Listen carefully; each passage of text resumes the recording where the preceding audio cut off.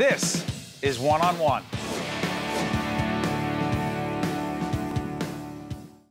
We are joined by Nick Ferroni, who is a history teacher, Union High School, and an activist. Good to have you. Thank you very much. Real quick, we're going to go to a clip from our friends at the NJEA. This is a classroom close-up clip. Describe your activism.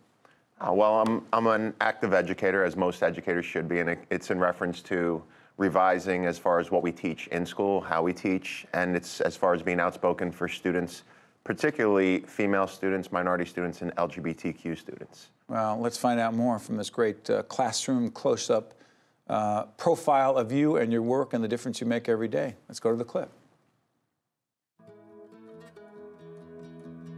Okay, today for Throwback Thursday, we're going to do a little feminist activity. I start off with a trick question. I want you guys as groups to come up with 5 things. Identify 5 things that a woman can't do better than a man, or just a woman can't do. It could be professionally, it could be biologically. They bounced around every sort of idea because they really were thinking hard about it. A woman can do anything a man can. It's just not, a woman doesn't have that type of opportunity a man has. That's right. A woman can do anything a man can do, and that's what history teacher Nicholas Ferroni is trying to instill in his students.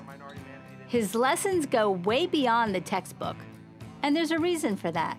I feel like our textbooks indirectly teach sexism, racism, and prejudice, because we give the impression that white Christian males did everything, and that women, minorities, and certain religions were side notes. First question, up until 1978, women could be fired from their job for being tall, divorced, pregnant, or married. Pregnant. Women were fired for being pregnant. The one that shocked me the most was where women will get fired if they are pregnant, because they think that we can't do anything as good as we can because we are pregnant.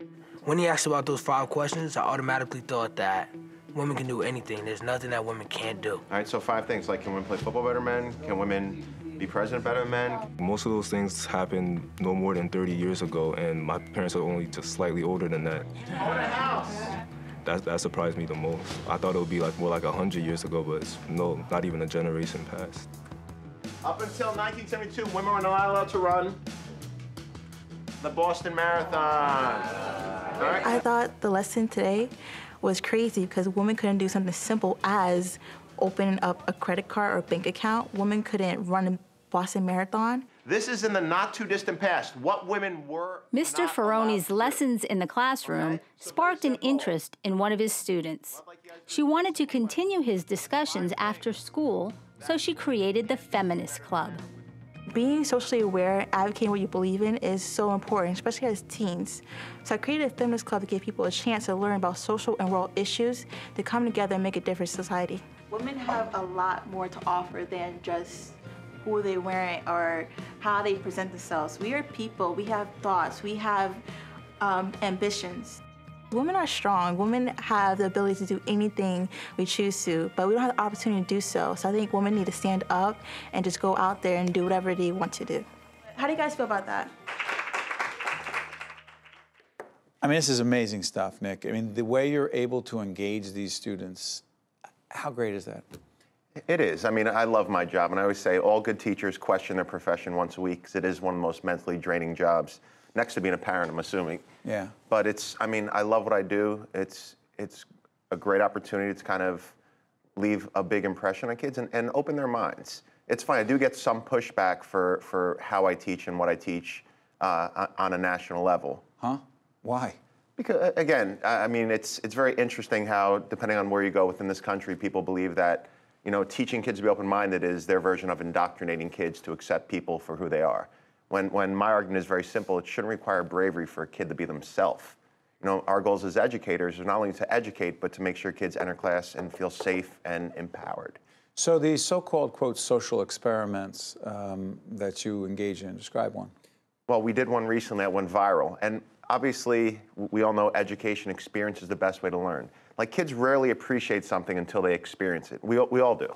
So to give my students an idea of what it was like to be a woman in Congress, which is 20% women, obviously 80% men, the premise was we picked 8 of our toughest football players, great kids, and we set up a scenario where it was 80% girls and 20% guys, and they were voting on issues that directly affected the boys. Wow. And the boys, the video's insane because they were flipping out how unfair this is and this is outrageous. Girls are deciding the fate of boys. And it was such a powerful lesson where at the end they finally got it. What about the guys deciding the fate of women all the time? Oh, did you see the picture? Well, that's the whole premise is, you know, I should have no right to tell a woman what to do with her body. Right. Just like I wouldn't ask women's advice on a jock strap when I'm going to the sporting Well, thanks goods. for bringing that up. But it's, And how into this are most of your students? They are because I force them to be engaged, or I put them in situations where they feel like we rarely care about things until it affects us personally. So we just shot one recently to show them what Jim Crow South was like. We didn't base it on race, we based it on grade. And I had my students vote on new school policies that were affecting freshmen and sophomores and giving them the benefits and not juniors and seniors. Wow. And all my students are juniors and seniors, so they were flipping out. And then at the end, it obviously allows us to tie in right to what we're doing in class. Nick, when did you know that teaching would be your professional life? I would say when the first time I saw Indiana Jones, I'm like, I want to be that guy. But Well, make that connection. Well, I mean, Indiana Jones just made me fascinated with history, adventure, education. That what we think we know is pretty much, we know facts, we don't know the truth. There's facts and there's truth. There's three sides to every story. So it's so interesting. You grew up, and I grew up in a hardcore, we did not grow up at exactly the same time, but I grew up in a hardcore, male-dominated, ethnic urban, otherwise known as an all-Italian neighborhood. Let's just say it was quite traditional, meaning women were not dominant and strong. They were, but they weren't allowed to be who they were. What was it like for you? It was the same. I mean, my dad's very, very, very proud Italian man. I always say my dad showed me what a man does. My mom taught me how to be a man. There it is. But it's at an early age, and I always bring up John Adams' quote about women, where Abigail Adams was basically writing, "Don't forget about the women," and he joked around. He said, "Abigail, we all know that men govern, but women rule." That's right. And I'm thinking about my mom ruled the household. I love my dad, but he wouldn't get to work unless my mom found his keys every morning. So it's that premise. So it's like from a practical standpoint, women do rule. I mean, it's in most households, yet on a governed level, they have very little involvement. You love what you do. I do, and it keeps me passionate. I'm still no gray hairs yet. If I do get them, it's my students' fault. Yeah. I say that, but it's every day I still love what I do, and it allows me to be creative, and it gives me an opportunity. It's like having 150 little brothers and sisters. But there are so many amazing teachers in New Jersey, at my school and throughout. So my goal is just to kind of show that there are so many teachers going above and beyond for their students every day, and they don't get enough recognition. Nick Ferroni is a history teacher at Union High School and also clearly an activist. And on behalf of all of us who have children in the public schools, I want to say thank you to you and all your colleagues for what you do every day. Thank you very much.